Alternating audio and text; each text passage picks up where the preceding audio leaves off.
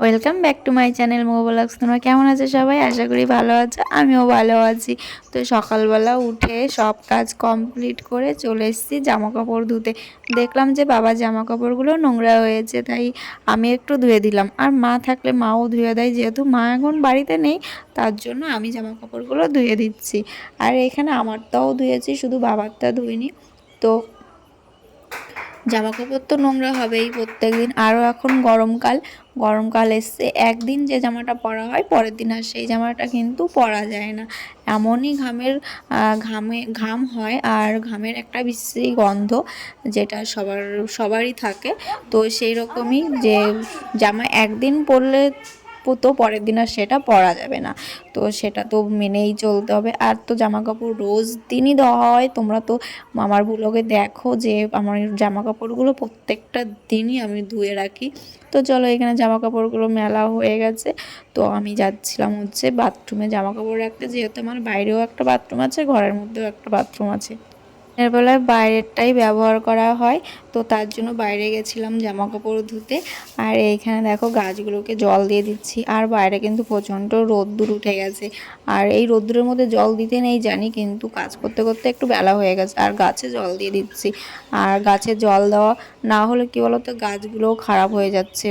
রোদ্রে ভীষণ রোদ্দুর দিচ্ছে তো, আর গাছগুলোর গোড়া দিয়ে কেমন শুকিয়ে শুকিয়ে যাচ্ছে। প্রত্যেক দিনই জল দেওয়া হয়, তবুও রোদ্রের প্রচণ্ড পরিমাণে তাপ দিচ্ছে। আর যেহেতু উঠোনেই পড়ে আমাদের রোদ্দুরটা, প্রচুর পরিমাণে রোদ্দুর পড়ে, তোমরা দেখলেই বুঝতে পারছো যে কতটা রোদ্দুর পড়ে। তার জন্য এই ছোট বালতিতে জল টেনে টেনে জল দিতে হচ্ছে। আর কি হয়েছে বলো তো, আমাদের না এইবার কলটা লাগিয়েছে, সেই কলটা দিয়ে না জল বেরোচ্ছে না ভালো করে, জলই উঠছে না। এত চাপছি কল দিয়ে, জলই বেরোচ্ছে না। মনে হচ্ছে কলটা চাপতে চাপতে আমার জীবনটা শেষ হয়ে যাবে। আর টাইম কলের জল কিন্তু দেওয়াই যাচ্ছে না, যেহেতু জলের মধ্যে ওষুধ দেওয়া থাকে, তার জন্য টাইম কলের জলটা দেওয়া হচ্ছে না। টাইম কলের জলটা দিলে না গাছগুলো কেমন যেন হয়ে যায়, তার জন্য কল টেনে টেনে কল চেপে চেপে জলগুলো দেওয়া হচ্ছে। কলের জলটা দিলে কি হয় তো বলো তো, গাছগুলোও সুন্দর হয়। দেখো আমি তখন থেকে জল টেনে টেনেই দিয়ে যাচ্ছি। আর বড় একটা বালতি আছে, কিন্তু সেই বালতিতে জল টানতে ভীষণ কষ্ট হয়ে যায়, মানে অনেক বড় বালতি, সেটাই জল নিতে নিতে ভীষণ কষ্ট হয়ে যায়। এসছি আর পুজোও দেওয়া হয়ে গেছে। দেখো মাথা আসতে পারেনি, মানে কি বলতো, অনেক বেলা হয়েছে, প্রায় 12টা বাজতে গেলো। আর এখনই রান্না করবো। তো চলো, বাবা কি কি এনেছে তোমাদের আজকেও আবার দেখাবো। তো তোমরা দেখতে, এখানে পেঁয়াজ রসুন সব কেটেছি। কেন কেটেছি তোমরা দেখতে পারবে এখনই। তো এখানে কেন কাটা হয়েছে বলো তো, বাবা তো কালকে মাছ এনেছে, কালকে ছিল সোমবার।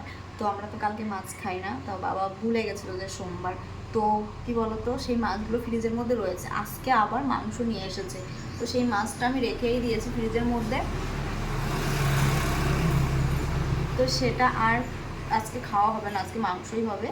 আর হচ্ছে শাক ভাজা। তো চলো দেখাচ্ছি কী শাক। আর কুমড়ি শাক হচ্ছে মা মাঠ থেকে নিয়ে এসেছিল যাওয়ার আগে, রবিবারে বিকেলবেলা যাওয়ার আগে ননদ বাড়িতে, তখন নিয়ে এসেছিলো। সেটা ফ্রিজের মধ্যে রেখেছিলাম, কালকেও রান্না হয়নি। কালকে যেহেতু সোমবার ছিল, পেঁয়াজ রসুন ছাড়া কুমড়ি শাক আমার ভালো লাগে না, তার জন্য আমি রান্না করিনি।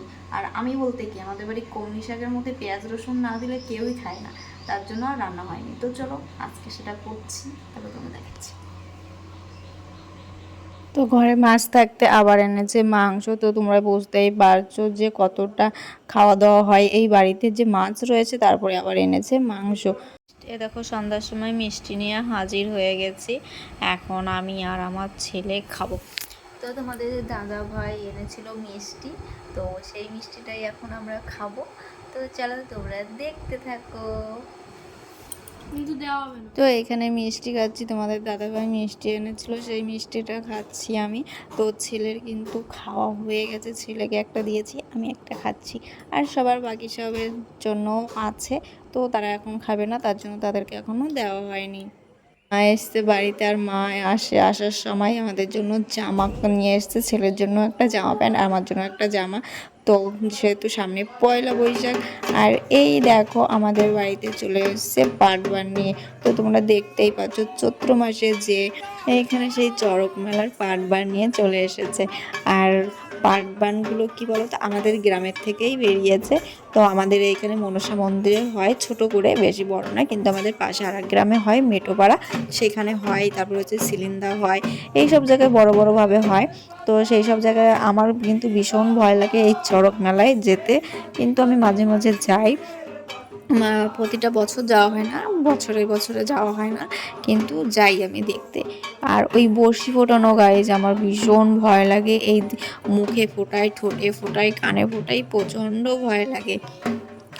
তো অনেকে ঠাকুর সবার ভালো রাখুক, ঠাকুর ঠাকুর সবার ভালো করুক, সেটাই চাওয়া। আর এইখানে মা সবাইকে প্রণাম করছিল। তো ভিডিওটা আর বড় করছি না, ভিডিওটা যদি ভালো লাগে like comment share and subscribe করে দিও। যারা ফেসবুক থেকে দেখছো তারা ফলো করে নিও। আর সবাই ভালো থেকো, সুস্থ থেকো।